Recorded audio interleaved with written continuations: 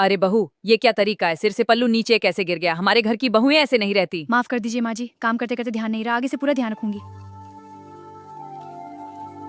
माँ, मैं भिंडी से लव मैरिज करके घर वापस आ रहा हूँ। आप मेरे और बहू के स्वागत की तैयारी कर लो। सच में बेटा?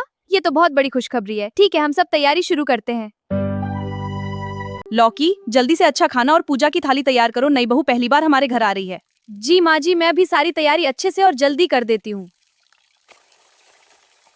उफ, इतनी ज्यादा गर्मी में ये भारी लहंगा बिल्कुल नहीं पहना जाता। मैं जाकर जल्दी से कपड़े बदलने वाली हूँ। पहले मुझे आराम चाहिए, बाकी जो होगा बाद में देखा जाएगा। अरे भिंडी, अगर माँ ने तुम्हें ऐसे देख लिया तो वो बहुत ज्यादा गुस्सा करेंगी। हे भगवान, ये क्या पहन लिया बहू तुमने? ये गांव है, मुंबई शहर नहीं। आलू, तू बहू लाया या फिल्म की हीरोइन? हमारे घर में ऐसे कपड़े नहीं चलते। माँ जी, भारी लहंगे में मेरा दम घुट रहा था, बस इसलिए कपड़े बदल लिए। सुनो बहू, कल मोहल्ले की सारी औरतें मुंह दिखाई में आएंगी, तब ऐसे कपड़े बिल्कुल नहीं पहनना।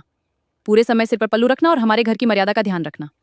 जी माँ जी, मैं आपकी बात समझ गई हूँ, जैसा आप कहेंगी वैसा ही करूंगी। चलो, अब कल के मुंह दिखाई वाले प्रोग्राम की तैयारी भी करनी है। लौकी को भी कह देती हूँ कि वो समय से तैयार रहे। कल पूरे मोहल्ले की औरतें आएंगी, घर की कोई कमी नहीं दिखाई देनी चाहिए। अरे बहू, ऐसे कोई सोता है क्या? देखो, तुम्हारी कमर साफ दिखाई दे रही है। अगर घर का कोई आदमी देख ले तो क्या होता? माफ कर दीजिए माँ जी, नींद में बिल्कुल ध्यान नहीं रहा। आगे से ऐसी गलती दोबारा नहीं होगी। आगे से संस्कारी बनने की बातें तो बहुत करती हो बहू, लेकिन हर दूसरे दिन कोई ना कोई नई गलती जरूर कर देती हो। माँ जी, मैं इतनी भी बुबुई नहीं हूँ, मुझसे कभी कभी गलती हो जाती है, लेकिन मैं हमेशा घर की इज्जत का ही ध्यान रखती हूँ। अरे वाह, सामने से तो बहू बिल्कुल संस्कारी लग रही है, लेकिन पीछे तो पूरा नया फैशन चल रहा है। अगर मोहल्ले वाली औरतों ने देख लिया तो आज इसी की चर्चा होगी। हे भगवान बहू, तूने क्या कर दिया? मेरी तो पूरी इज्जत मिट्टी में मिला दी। देखो, सब देख रही हैं। चाय लीजिए आंटी जी, मैं बड़ों की इज्जत करना जानती हूँ और अपनी पसंद से रहना भी। संस्कार दिल में होते हैं, सिर्फ कपड़ों में नहीं। अरे वाह बहू, बातें तो बड़ी समझदारी वाली करती हो। बहुत तेज जुबान है इस भिंडी की। बस बहुत हो गया ये फैशन बहू। हमारे खानदान की बहुएं हमेशा मर्यादा में रहती हैं, समझी तुम? मैंने क्या गलत किया मां जी? मैं तो सिर्फ आरामदायक कपड़े पहनना चाहती थी, किसी का अनादर तो नहीं किया। सासू माँ कपड़ों को लेकर मुझे सारा दिन ताने देती रहती हैं। अब तो मुझे समझ नहीं आता कि मैं क्या करूं। टेंशन मत लो जान, माँ थोड़ी पुरानी सोच वाली है। वैसे भी हम कुछ दिनों के लिए हनीमून पर जा रहे हैं। हे भगवान भिंडी, ये कैसी तस्वीरें खिंचवाई हैं तुम दोनों ने? अगर गांव वालों ने ये फोटो देख ली तो हमारी इज्जत मिट्टी में मिल जाएगी। माँ प्लीज शांत हो जाओ। शांत कैसे हो जाऊं? ये तो बहुत शर्मनाक है। माँ, हम संभाल लेंगे। माँ जी, वो सिर्फ हनीमून की फोटोज हैं। माँ जी प्लीज शांत हो जाइए, हमने ऐसा कुछ भी गलत नहीं किया। शांत? तुम दोनों ने हमारी इज्जत खराब कर दी। हर समय बस फोन और तस्वीरों में लगे रहते हो, गाँव वाले क्या सोचेंगे? प्लीज बस करो। सावित्री, बहू की खुशी भी जरूरी होती है। संस्कार कपड़ों से नहीं, इंसान के दिल से दिखाई देते हैं। शायद आप सही कह रही हैं माँ जी। हो सकता है मैं ही भिंडी को गलत समझ रही थी। भिंडी बहू, मुझे माफ कर दो। मैंने तुम्हें समझने की बजाय हर बात पर टोकना और डांटना ही सही समझा। नहीं माँ जी, आप माफी मत मांगिए। आप बड़ों की तरह मुझे सत्य में आपकी भावनाएं समझती हूँ। आज मुझे समझ आ गया कि संस्कार सिर्फ कपड़ों से नहीं, इंसान के व्यवहार और दिल से दिखाई देते हैं। और मुझे भी समझा परिवार की भावनाओं का समझना कितना जरूरी होता है। आखिरकार मेरे घर में फिर से प्यार और खुशी लौट आई। यही तो असली परिवार की पहचान होती है, जहाँ प्यार, सम्मान और समझदारी साथ साथ चलती है।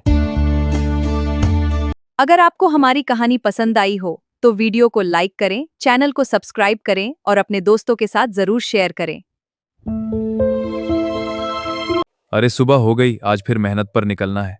मेरे बच्चों का भविष्य मेरी जिम्मेदारी है। चलो दिन की शुरुआत करते हैं।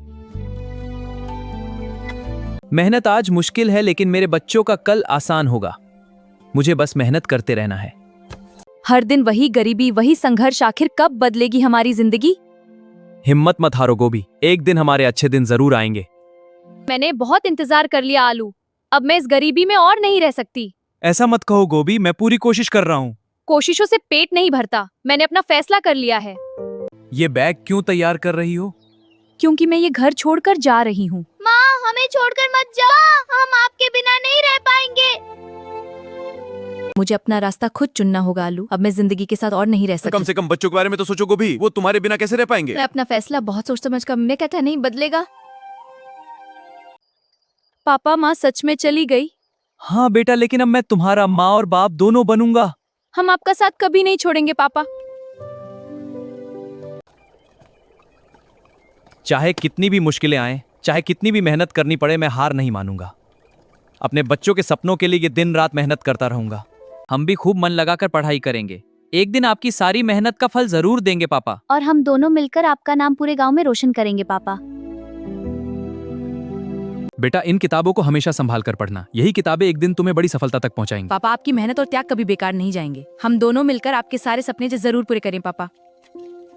पापा, आज आखिरकार मेरी बहुत बड़ी नौकरी लग गई है। आपका सपना आज सच हो गया। मैं भी आज एक बड़ी अधिकारी बन गई हूँ। आपकी मेहनत रंग ले आई। मेरी वर्षों की सारी मेहनत सफल हो गई।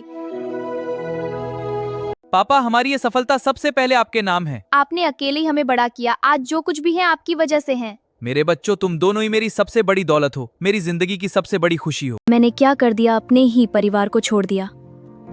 आज मेरे पास सब कुछ है लेकिन अपना परिवार नहीं है। मुझे अपनी गलती सुधारनी होगी।